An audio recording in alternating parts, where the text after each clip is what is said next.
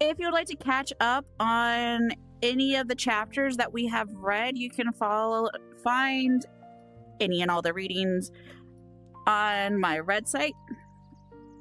But we are going to get into the chapter before we get into the chaos. Chapter 8.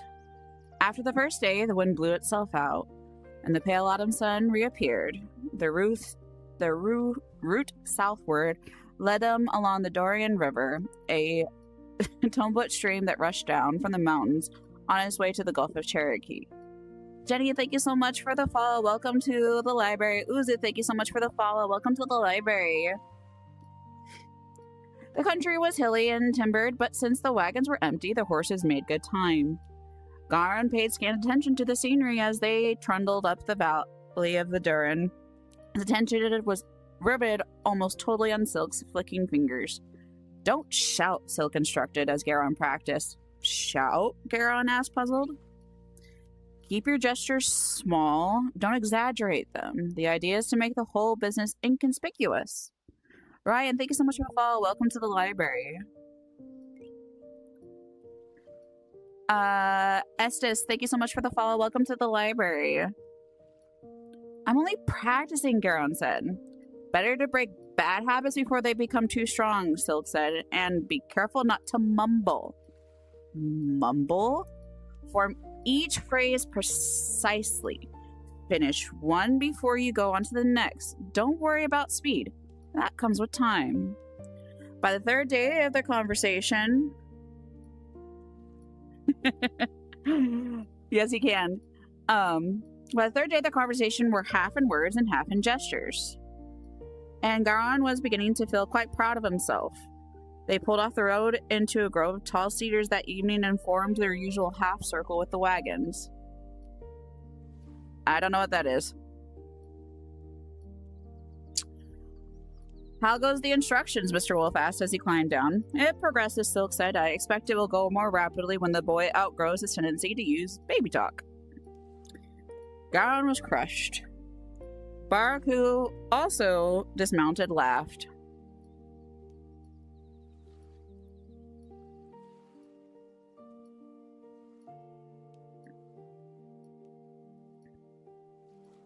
Oh, there we go. Oh, I clicked the wrong thing. Ah! I often thought that secret language might be useful to know, he said, but fingers built to grip a sword are not nimble enough for it. He held out his huge hand and shook his head. Durkin lifted his face and sniffed the air. It's going to be cold tonight, and he said, we'll have frost before morning.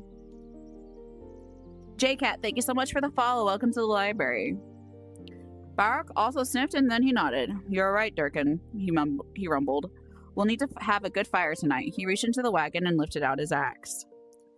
There are riders coming out, Paul announced, still seated on the wagon. They all stopped talking and listened to the faint drumming sound on the road they had just left. 3 at least, Barak said grimly. He handed the axe to Durkin and reached back into the wagon for his sword. Oh, that sounds nice. That's really good for two spa days. 4, Silk said. He stepped onto his own wagon and took his sword out from underneath the seat. We're far enough from the road, Wolf said. If we stay still, they'll pass without seeing us.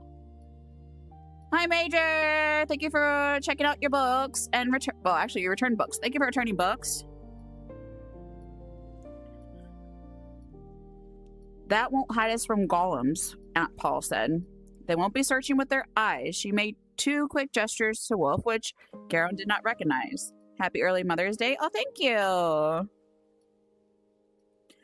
Aunt Paul looked at him for a moment and then nodded. All of you stay quite still, Wolf instructed them. Then he turned down the road, his face intent. Garan held his breath. The sound of the galloping horses grew nearer. Then a strange thing happened. Though Garan knew he should be fearful of the approaching riders and the threat they seemed to pose, a kind of dreamy, light latitude fell over him. It was as if his mind had suddenly gone to sleep, leaving his body still standing there, watching incuriously the passage of those dark, mantled horsemen along the road. How long he stood there, he was not able to say. But when he roused from his half-dream, the riders were gone and the sun had set. Hello, welcome to the library. The sky to the east had grown purple with approaching evening, and there were tatters of sun-stained clouds along the western horizon. Margot's, Aunt Paul said calmly, and one golem. She started to climb down from the wagon. There are many Margots in Sindarian, great lady, Silk said, helping her down. And on many different missions. Jared, thank you so much for the follow. Welcome to the library. Margos are one thing, Wolf said grimly, but golems are quite something else. I think it might be better if we moved off the well-traveled roads. Do you know back way to Medilla? Welcome in, Void. Old friend, Silk replied modestly. I know a back way to every place. Alistair, thank you so much for the follow. Welcome to the library. Good, Wolf said. Let's move deeper into the woods. I prefer it no chance gleam from our fire reach the road. Gon had seen the cloaked Margos only briefly. There was no way to be sure if one of them had been the same Arashok he had finally met after all the years of knowing him only as a dark figure on a black horse. Alistair, thank you so much for the follow. Welcome into the library. I think I already said that. Sorry. Brain. But somehow he was almost certain that Arashok had been among them. Arashok would follow him, would be wherever he went. It was a kind of thing one could count on. Durkin had been right when he spoke of frost. The ground was white with it the next morning, and the horses' breath steamed in the chilly air as they set out. Is it Curitans or Cretans? I do apologize for mispronouncing your name. Thank you for the follow. Welcome to the library. Erica, thank you so much for the follow. Welcome to the library. They moved along lanes and little-used tracks that were partially weed-choked. The going was slower than it had been if they had been on the main road, but they all felt much safer. It only took them 5 more days to reach the village of Windwold, some 12 leagues to the north of Medilla. There, at Aunt Paul's insistence, they stopped overnight at a somewhat rundown inn. I refused to sleep on the ground again, she announced flatly. After they had eaten in the dingy common room of the inn, the men turned to their ale pots, and Aunt Paul went up to her chambers with instructions that hot water... Can you get head pats? One second. There you go. Head pats. Random, thank you so much for the follow. Welcome to the library. You're welcome.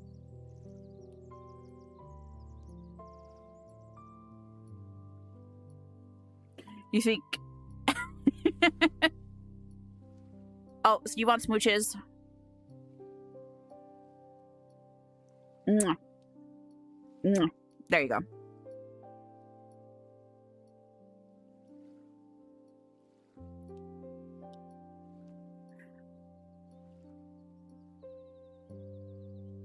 With instructions to that hot water be brought up for her bathing. Garon, however, made some pretext about checking the horses and went outside. One second. There we go. It was not that he was in the habit of being deliberately deceptive, but it occurred to him in the last day or so that he had not a single moment alone since they had left Valdor's farm. He was not by nature a solitary boy, but he had begun to feel quite keenly the restriction of always being in the presence of his elders. You're welcome, Mother Chads, yes.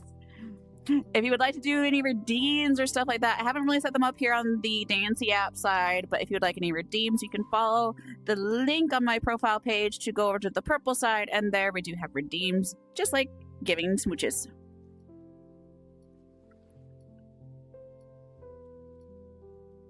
One second, there we go.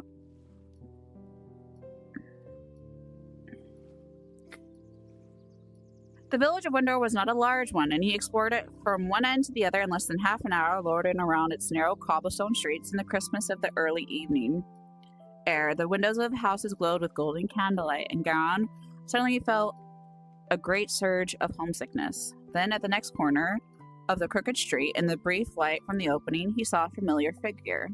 He could not be positive, but he shrank back against the rough stone wall anyway. The man on the corner turned in irritation towards the light, and Garon caught the sudden white gleam from one of his eyes. It was Brill. The unkempt man moved quickly out of the light, obviously not wishing to be seen. Then he stopped. Garon hugged the wall, watching Brill's impatient pacing at the corner. The wisest thing would have been to slip away and hurry back to the inn, but Garon quickly dismissed that idea. He was safe enough here in the deep shadow besides the wall, and he was too caught up by curiosity to leave without seeing exactly what Brill was doing. After what seemed hours, but really was only a few more minutes, another shadowy shape came scurrying down the street. The man was hooded, so it was impossible to see his face, but the outline of his form revealed a figure dressed in the tunic, hose, and calf-length boots of an ordinary Sendarian. There was also, when he turned, the outline of a sword belted at his waist, and that was far from ordinary. While it was not precisely illegal for Sendarians of the lower caste to bear arms, it was uncommon enough to attract attention. Garon tried to edge close enough to hear what Brill said to the other man, but they spoke only briefly. There was a click of some coins changed hands, and the two separated. Brill moved quietly around the corner, and the man with the sword walked up the narrow, crooked street towards the spot where Garon stood. There was no place to hide, and as soon as the hooded man came close enough, he would be able to see Garon. To turn and run would be even more dangerous. Since there was no alternative, Garon put a bold front and marched determinedly forward to the oncoming figure. "Hello, Kyle." "Who's there?" the hooded man demanded, his hand going towards his sword hilt. "Good evening, sir," Garon said, deliberately forcing his voice up into the squeaky registers of a much younger boy. "Cold night, isn't it?" The hooded man grunted and seemed to relax. Garon's legs quivered with a desire to run. He passed the man with the sword, and his back prickled as he felt the suspicious gaze follow him. "Thank you for checking out and returning books, Amp." "Boy," the man said abruptly. Garon stopped. "Yes, sir," he said, turning. "Do you live here?" "Yes, sir." Garon lied, trying to keep his voice from trembling. "Yes, Kyle?" "Is there a tavern whereabouts?" Garon had just explored the town, and he spoke confidently. "Yes, sir," he said. "You go up the street to the next corner and turn to your left. There are torches out front. You can't miss it." "My thanks," the hooded man said shortly, and walked up the narrow street. "Good night, sir," Garon called out after him, made bold by the fact that danger seemed past. The man did not answer, and Garon marched down to the corner, exalted by his brief encounter. Once he was around the corner, however, he dropped the guise of a simple village boy and ran. "Hello, goon." He was breathless by the time he reached the inn and burst into the smoky common room where Mr. Wolf and the others sat, talking by the fire. At the last instant, realized that to blurt out his news in the common room where others might overhear would be a mistake, he forced himself to calmly walk to where his friend sat. He stood by the fire as if warming himself and spoke in a low tone.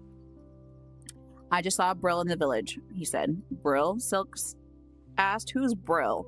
Wolf frowned. "A farmhand with too much agnagot gold in his purse to be entirely honest," he said. Quickly he told Silk and Barak about the adventures at Faldar's stable. "You should have killed him," Barak rumbled. "Yes, I am reading the Belgariad, Part 1, Pawn of Prophecy by David Eddings."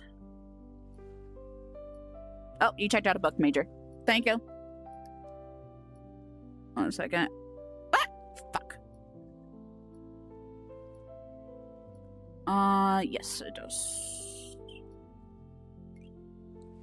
"Thank you for the follow, Kyle. Welcome to the library." "Yes. It does." I'm gonna yell at him. Eh. Okay, there we go. I didn't go too far up. "Hello, chickener." Welcome to the library. 1 second. You should have killed him, Bar crumbled. This isn't Cherokee, Wolf said. Sandaria's aren't touchy about casual killings. He turned to Garon. Did he see you? He asked. Oh, thank you, Guile. How old am I? I am 265 years old.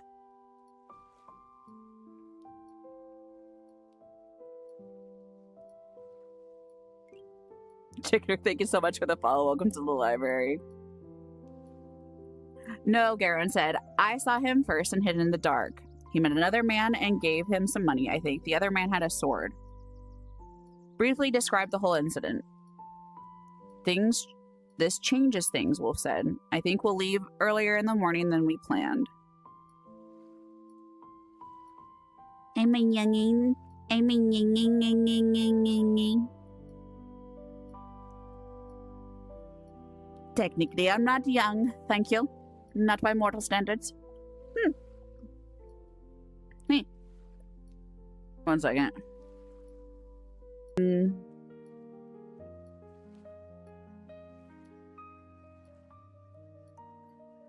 No, Garon said. I saw him first and hid in the dark. He met another man and gave him some money, I think. The other man had a sword.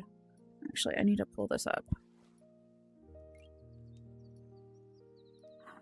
Leafy Lilith, thank you so much for the follow. Welcome to the library. I'm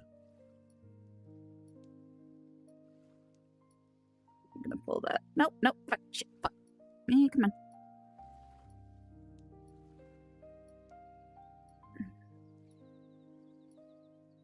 You know what? We're gonna put that.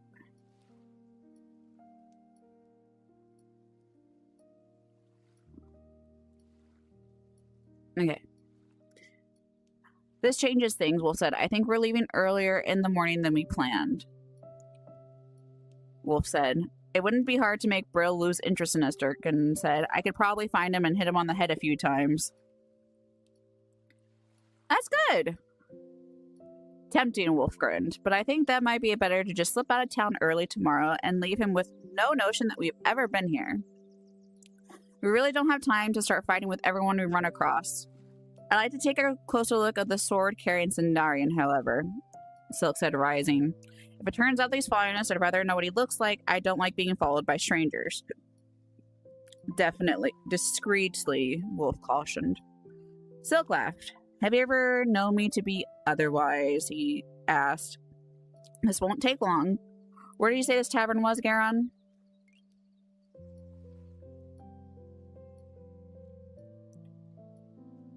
Guns, thank you so much for the follow. Welcome to the library. Did I? Clicky click. Garon gave him directions. Silk nodded, his eyes bright and his long nose twitching. He turned, went quickly across the smoky common room and out into the chilly night. I wonder, Barrock considered.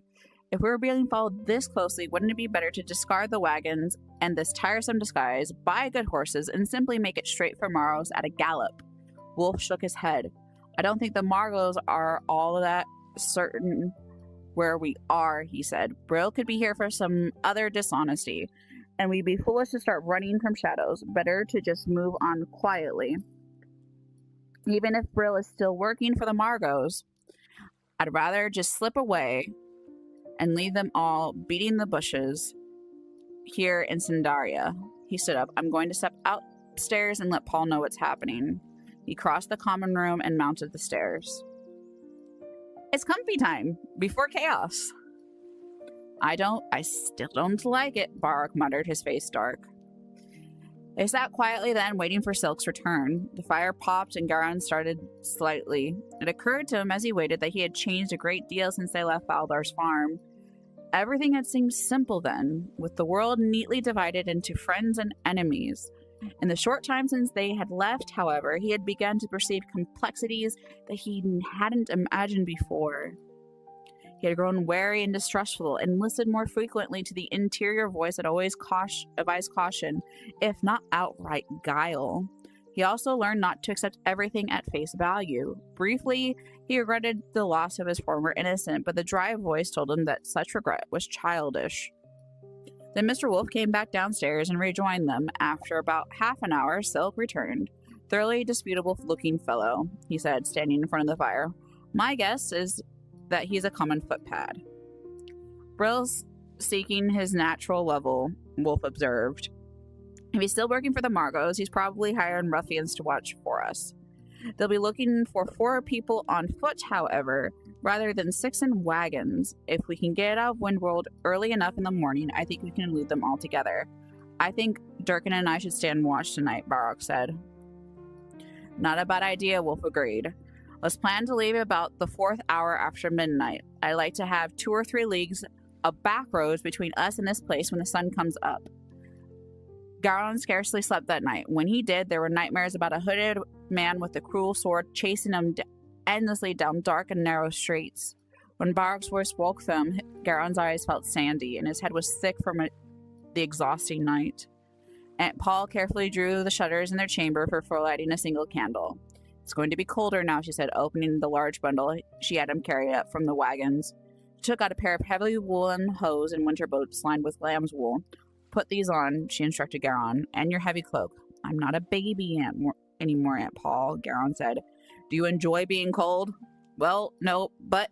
He stopped, unable to think of any words to explain how he felt.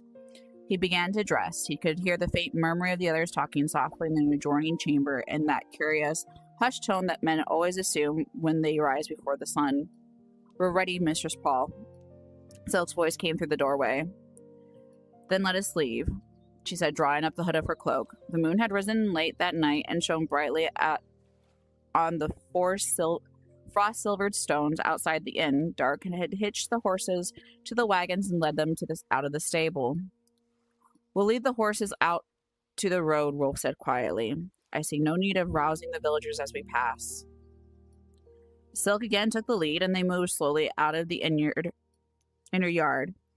The fields beyond the village were white with frost, and the pale, smoky-looking moonlight seemed to have bleached all color from them. As soon as we're well out of earshot, Wolf said, climbing into his wagon, let's put some significant distance between us and this place. The wagons are empty, and a little run won't hurt the horses. Truly, Silk agreed. I wish I was. I am just a librarian for VTubers. No. I think that if I was a librarian IRL, I would not do my job very well.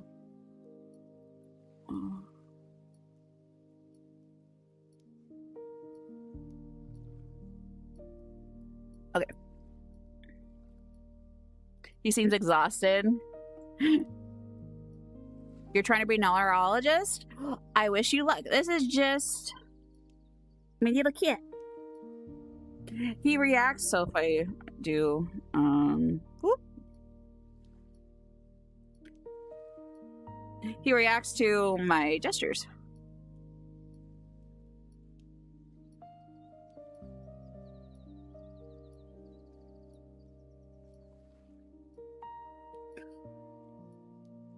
He's just reactive based.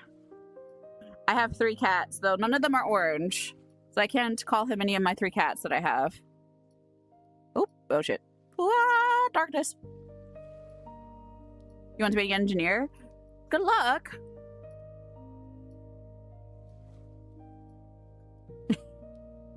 There's a lot of things you have to learn to be a neurologist. Okay. Where is it? Okay, we're next page. They all mounted their wagons and set off on a walk. The stars glittered in the crisp, cold sky. Oof. You're almost there. The fields were very white in the moonlight, and the clumps of trees back from the road very dark. Just as they went over the first hilltop, Garon looked back at the dark cluster of houses in the village behind. Mr. Val, thank you so much for the follow. Welcome to the library. A singular flicker of light came from a window somewhere, a lone golden pinpoint that appeared and then vanished. Someone's awake back there, he told Silk. I just saw a light. Some early riser, perhaps, Silk suggested, but then again, perhaps not. He shook the reins slightly, and the horses increased their pace. He shook them again, and they began to trot. Hang on, boy, he instructed. Reached forward and slapped the reins down smartly on the rump of the horses. The wagons bounced and clattered fearfully behind the running team, and the bitterly chill air rushed at Garon's face as he clung to the wagon seat. At a full gallop, the 3 wagons plunged into the next village, rushing between the frost-white fields in the bright moonlight, leaving the village and its single light far behind. By the time the sun rose, they had covered a good 4 leagues, and Silk reined in his steaming horses. Garon felt battered and sore from the wild ride over the iron hard rock roads and was glad for the chance to rest. Silk handed him the reins and jumped down from the wagon. He walked back and spoke briefly to Mr. Paul and Mr. Wolf and Aunt Paul, wow, and then returned to the wagon. We turn off at the lane just ahead, he told Garon as he massaged his fingers. Garon offered him the reins. You drive, Silk told him. My hands are frozen stiff. Just let the horses walk. Garon clutched at the horses and shook the reins slightly. Obediently, this team started out again. The lane circles back to the back of the hill, Silk pointed with his chin, since his hands were tucked inside his tunic. On the far side, there's a crop of fir trees. We'll stop there to rest the horses. Do you think we're being followed? Garon asked. This will be a good time to find out, Silk said. They rounded the hill and drove down to where the dark firs bordered the road. Then Garon turned the horses and moved in under the shadowy trees. This will do fine, Silk said, getting down. Come along. Where are we going? I want to have a look at the road behind us, Silk said. We're going up through the trees to the top of the hill and see if our back trail has attracted any interest. I think someone dropped their phone. He started up the hill, moving quite rapidly, but making absolutely no sound as he went. Garon floundered along behind him, his feet cracking the dead twigs underfoot. Embarrassingly, until he began to catch the secret of it. Silk nodded approvingly once, but said nothing. The trees ended just as the crest of the hill, and Silk stopped there. 1 second. Shit. Okay, there we go.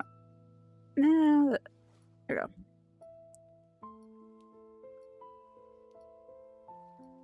The valley below, with the dark road passing through, it was empty except for 2 deer who had come out of the woods on the far side and to graze in the frosty grass. Coco, thank you so much for the follow. Welcome to the library.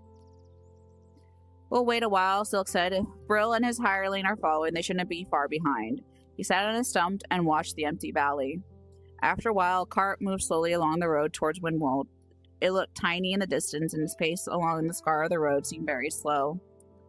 The sun rose a bit higher, and they squinted into the full morning brightness.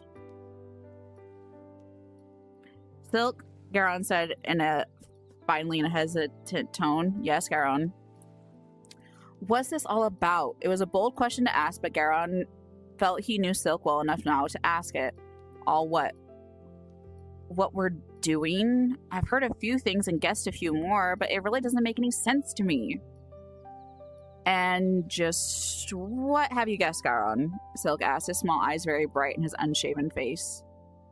I do.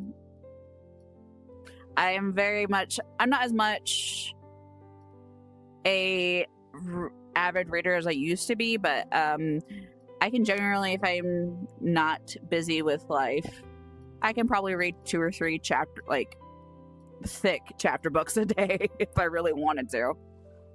Where's the Joker from Persona 5? I don't know.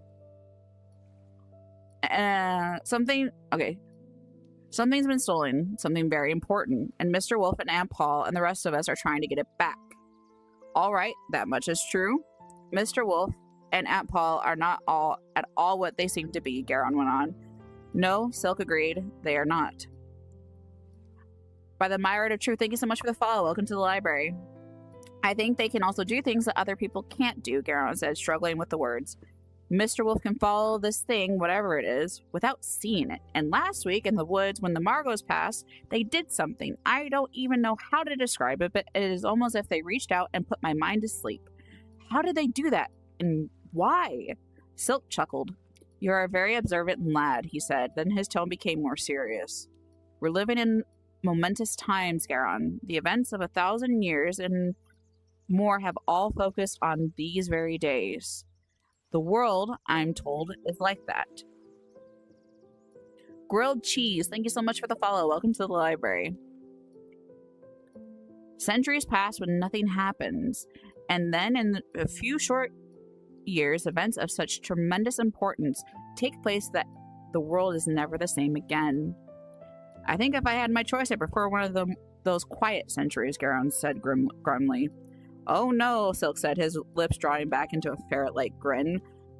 Now is the time to be alive, and to see it all happen, to be a part of it. That makes the blood race, and each breath is an adventure. Garon let that pass. What is this thing we're following? He asked. It's best if you don't know its name, Silk told him seriously, or the name of the ones who stole it. There are people trying to stop us, and what you don't know, you can't reveal. I'm not in the habit of talking to Margos, Garon said stiffly.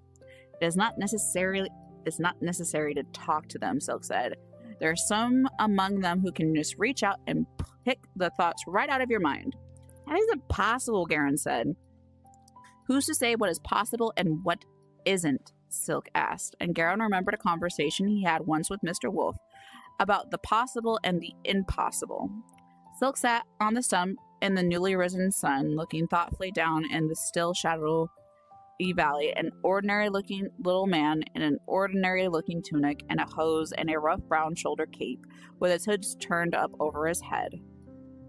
You were raised as a Sindarian, Garon, he said, and Sindarians are solid, practical men with very little patience for such things as sorcery and magic and other things that cannot be seen or touched. Your friend Durkin is a perfect Sindarian. He can mend a shoe or fix a broken wheel or dose a sick horse. But I doubt that he could bring himself to believe in the tiniest bit of magic. I'm a Sindarian, Garon objected, the hint implicating in Silk's observation struck at the very center of his own identity. Silk turned and looked at him closely. No, you aren't, he said. Mama Maria, thank you so much for the follow. Welcome to the library. I know a Sindarian when I see one, just as I can recognize the difference between an Andarian and a Toldarian, or a Cherokee and an Algar. Oh dear, that's not good. Hopefully they can call. If you can, I would reach out to someone to help him. There's a certain set of the head, a certain look about the eyes of the Sindarians that you don't have. He's fine now, that's good. You are not a Sindarian. What am I then? Garon challenged. I don't know, Silk said with a puzzled frown. Don't spend it all in one place. Oh, thank you so much for the rose.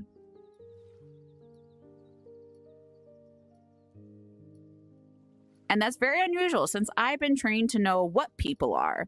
It may come to me in time, though. Is Aunt Paula Sindarian? Garon asked. Of course not, Silk laughed. That explains it then, Garon said. I'm probably the same thing she is. Silk looked at him sharply. She's my father's sister, after all, Garon said. At first I thought it was my mother's she was related to, but that's wrong. It was my father's. I know that now. That's impossible, Silk said flatly. Impossible? Absolutely out of the question. The whole notion's unthinkable. Why? Silk chewed on his lower lip for a moment. Let's go back to the wagons, he said shortly. They turned and went back down to the dark trees with the bright morning sunlight slanting on their backs in the frosty air. They rode the back lanes the rest of the day. Late in the afternoon, when the sun had begun to drop into a purple bank of clouds towards the west, they arrived at the farm where they were to pick up Mingan's hams. Silk spoke with the stout farmer and showed him the piece of parchment Mingan had gave them in Darien. I'll be glad to get rid of them, the farmer said. They've been occupying storage space I sorely need. That's the frequent case when one's dealing with Toldarian, Silk observed. They're gifted at getting a bit more than they pay for, even if it's only the free use of someone else's storage shed. The farmer glumly agreed. I wonder, Silk said, as if the thought had just occurred to him. I wonder if you might have seen a friend of mine, Brill by name, a medium-sized man with black hair and a beard and a cast to one eye. Patched clothes and a sour disposition, the stout farmer asked. That's him, Silk said. He's been about the area, the farmer said, looking, or so he said, for an old man and a woman and a boy. He said that they stole some things from his master and that he's been sent to find them.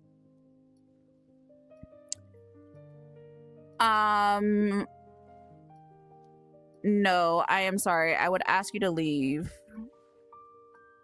This is an 18+ stream.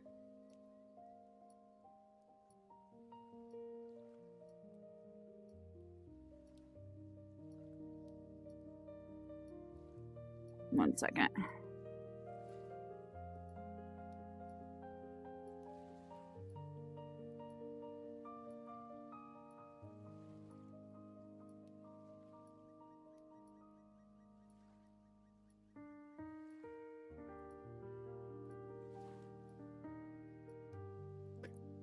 I do apologize. This is an 18+ stream. I am 18+ content creator.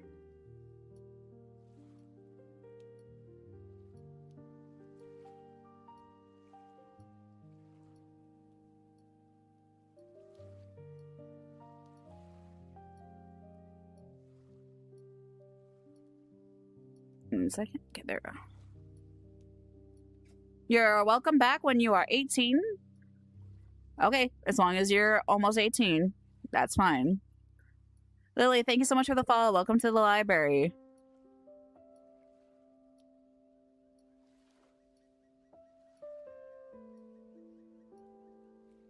Okay. Beyblade, thank you so much for the follow. Welcome to the library. Okay. How long ago was that? Silk asked. A week or so ago, the farmer said. I'm sorry to have missed him. I wish I had the leisure to look him up.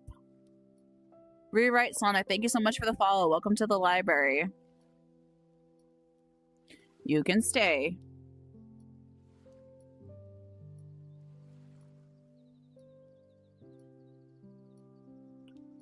I'm not overly fond of it. Okay, I can't for my life think why. The farmer said bluntly. To be honest with you, I don't care much for your friend. I'm not overly fond of him myself, Silk agreed, but the truth is that he owes me some money.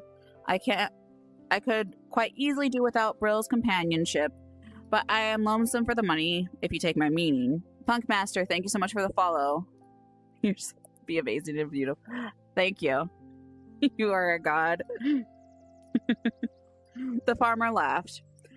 I take it as a kindness if you happen to forget that I asked after him, Silk said. He'll be likely hard enough to even find if he isn't warned that I'm looking for him. You can depend on my discretion, the stout man said, still laughing. I have a lot where you and your wagoners can be put up for the night.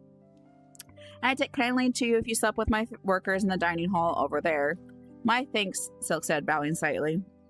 The ground is cold and it has been some time since we've eaten anything but the rough fare of the road. Your wagoners lead adventuresome lives, the stout man said almost enviously. Free as birds with always a new horizon just beyond the next hilltop. Let your soul leave your body. Trust me, I was sick for almost 2 weeks. It's much overrated, Silk told him, and winter is a thin time for birds and wagoners both. The farmer laughed again, clapped Silk on the shoulders, and showed him where to put up the horses. The food in the stout farmer's dining hall was plain, but there was plenty, and the loft was a bit drafty, but the hay was soft. Garin slept soundly. The farm was not Falder's, but it was familiar enough, and there was that comforting sense of having walls about him again that made him feel secure.